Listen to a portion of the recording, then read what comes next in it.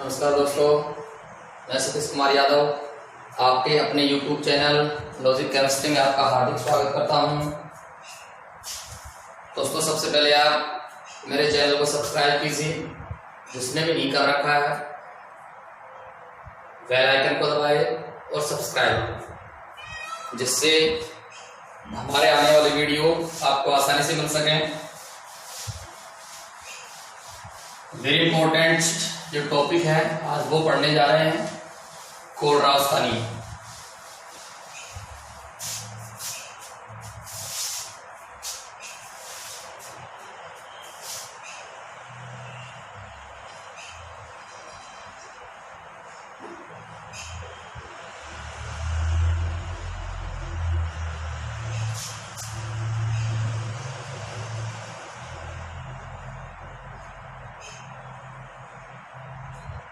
कोलरास ने क्या किया है भाई, प्रबल व दुर्बल विद्युत अपघट्ट जो होते हैं उनकी मोलर चालकता और सांद्रता के वर्गमूल के मध्य में एक आलेख बनाया है और जिस आलेख के माध्यम से प्रबल और दुर्बल विद्युत अपघट्टों को समझाने का प्रयास किया है।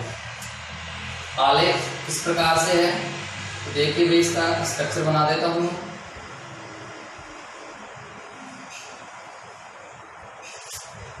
मोलर चालकता,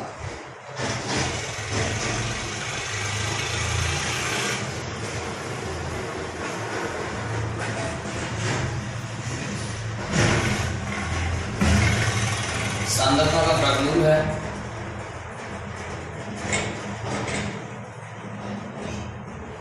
जीरो पॉइंट 6, 0.10, 0.20, 0.32, 20, 40, 60, 80, 100, 120, 140, 160,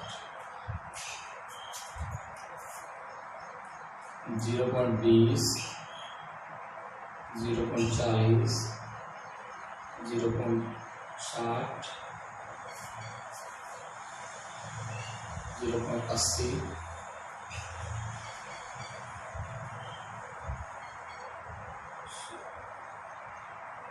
40,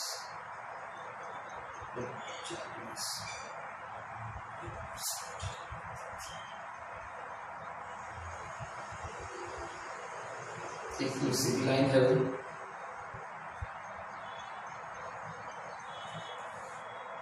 ये देखो 90 है यहाँ, CuSO4 और ये वाले जो 70 के पास है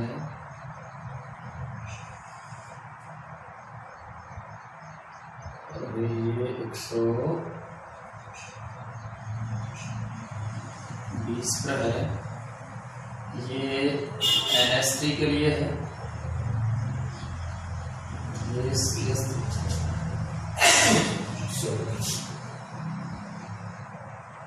COS है, CuSO4 हो गया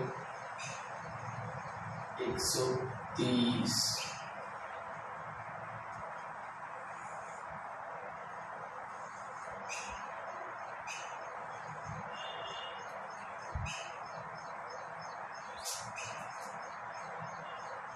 CS3 COONA सोडियम एसीटेट है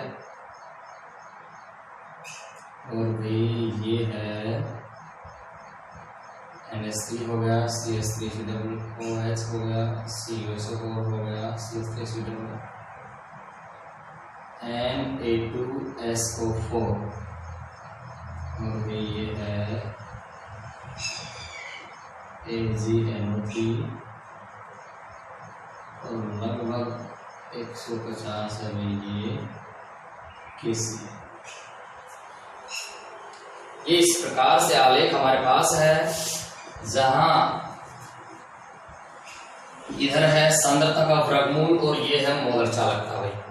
अब सबसे पहले हम बात करें कोलरास के नियम की। कोलरास ने क्या किया, प्रबल व दुर्बल विद्युत अपघट्ट की मोलर चालकता और उनकी सांद्रता के वर्गमूल के मध्य में निम्नलिखित आलेख बनाया हुए। आलेख आपके सामने है।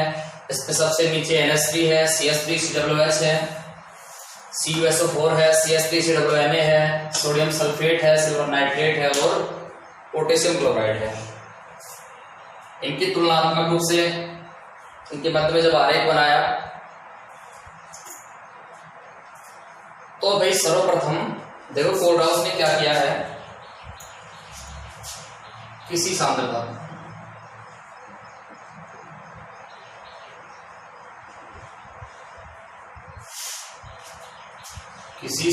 पर जो मोलर चालकता है, किसी सांद्रता पर मोलर चालकता लैम्डा सी तथा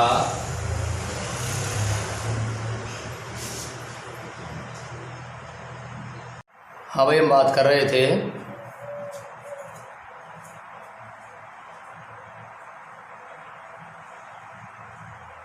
अनंत तनुता पर मोलर चालकता,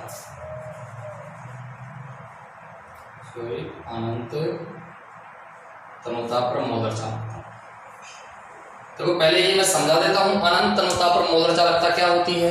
जो दुर्बल विद्युत अपघट्य होते हैं, अनंत तनुता पर दुर्बल विद्युत अपघट्य हैं, वो 100% आयनित हो जाते हैं। दुर्बल विद्युत अपघट्य हैं वो अनंत तनुता पर 100% क्या हो जाते हैं भाई, आयनित हो जाते हैं। तो इस स्थिति में जो मोलर चालकता होती है उसे अनंत तनुता पर मोलर चालकता कहते हैं। इसको या तो हम इस प्रकार से प्रदर्शित कर सकते हैं या इस प्रकार से प्रदर्शित कर सकते हैं, दोनों ही तरीके सही है। तो हम बात कर रहे हैं जब इसमें किसी सांद्रता पर जो मोलर चालकता है लैम्डा सी तथा अनंत तनुता पर मोलर चालकता है वह सांद्रता के वर्गमूल के मध्य में एक संबंध स्थापित किया है जो इस प्रकार से है। क्या है भाई संबंध, देखिए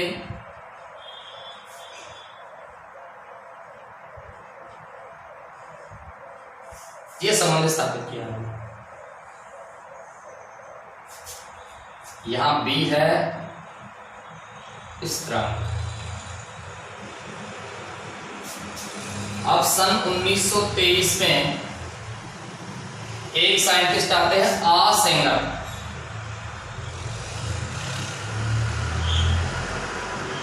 सन 1923 में आ सेंगर नामक जो साइंटिस्ट हैं उन्होंने कोलराउस का जो नियम थी, कोलराउस की जो समीकरण थी उसको गणितीय आधार प्रदान किया।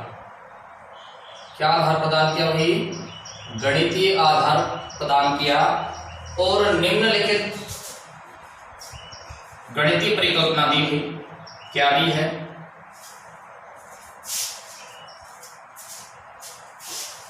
ये तो हमारे पास खुल गया है। लैम्डा सी लैम्डा अनंत माइनस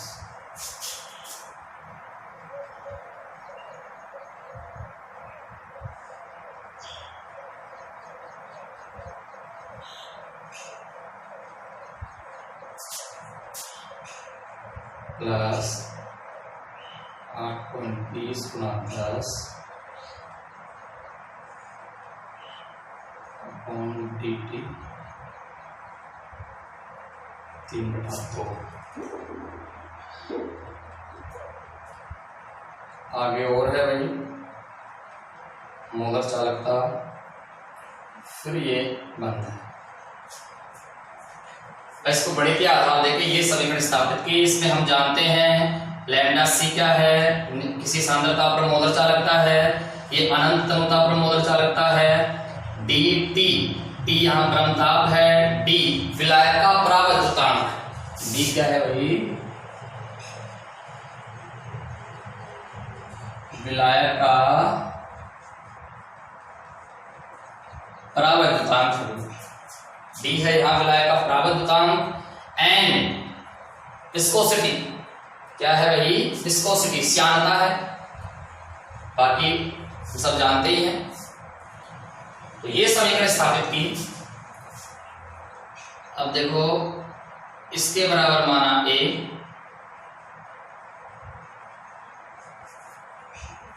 82.48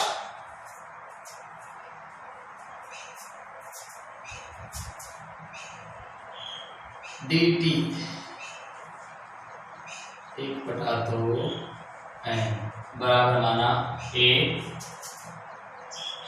और भाई ये है 8.20/10 अपॉन dt बराबर माना भाई B। तो इस समीकरण को मैं इस प्रकार से लिख सकता हूं, C minus A plus B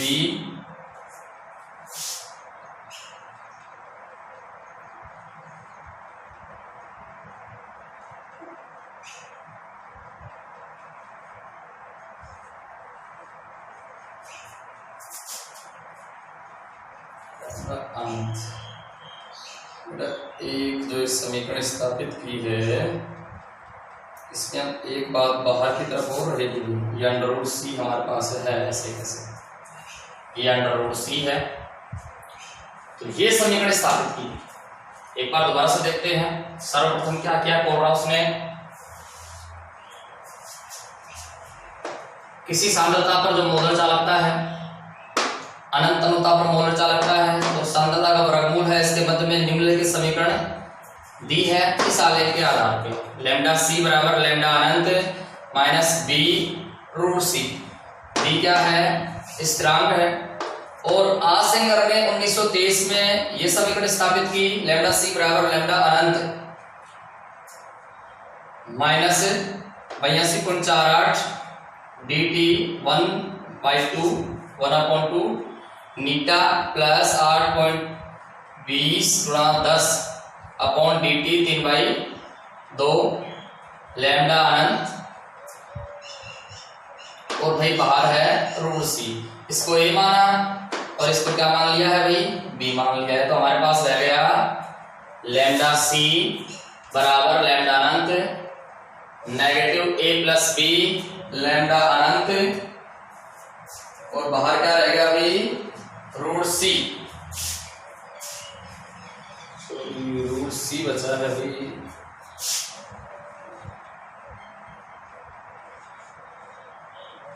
ये समीकरण स्थापित।